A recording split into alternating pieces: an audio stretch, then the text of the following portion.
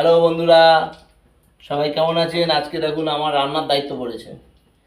আজকে বাড়ির বউগুলো সব ঘুরতে চলে গেছে, তাই জন্য আমার রান্নার দায়িত্ব পড়েছে। আমি ডিমের ঝোল করছি। এই দেখুন, এই যে ডিম, আলু ভেজে রেখেছি, এই যে পেঁয়াজ কেটে রেখেছি,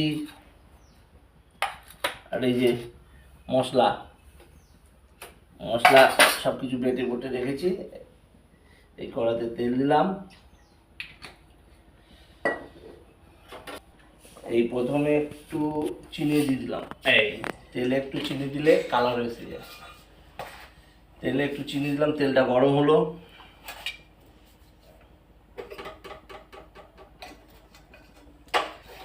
সবাই কেমন আছেন? কে কে রান্না করতে ভালোবাসে বলুন? আমার তো খুব ভালো লাগে রান্না করতে।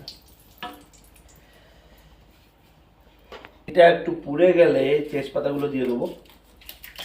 এই তেজপাতা দিলাম, তারপরে আঁচটাকে একদম আস্তে দিয়ে দেবো। এবার আদা রসুন যে পেস্টটা সেটা দিয়ে দেবো।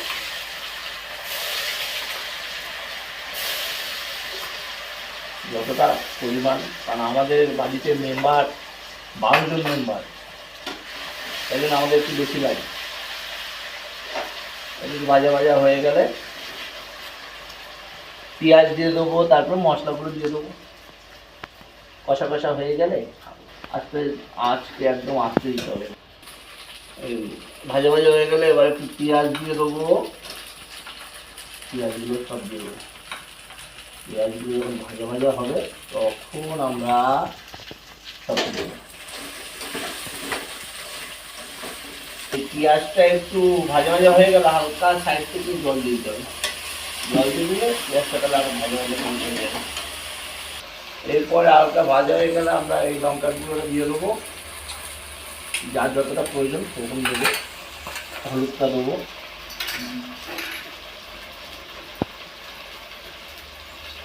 আর পরিমাণ মতো লবণ।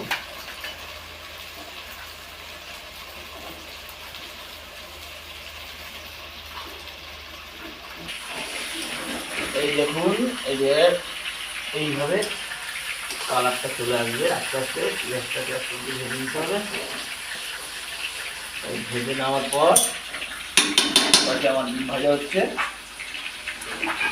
আর এটাকে তরকারি কষা হচ্ছে। এই তরকারি কষা হয়ে গেলে আলুগুলো দিলাম।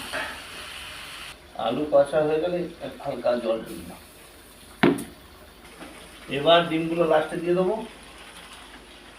দিয়ে আচারে করলে হয়ে গেল তরকারি। বেশি করে ডিমের ঝোল আমার খুব তাড়াতাড়ি হয়ে যায়। লাস্টে একটু গরম মশলা ছড়িয়ে দেবো। এই ছড়িয়ে দিলাম গরম মশলা। একটুখানি বেশি দেবেন না, ডিমের কষাতে হচ্ছে তো, গরম মশলা না দিলে ভালো লাগবে। গরম মশলা দিয়ে দিলাম।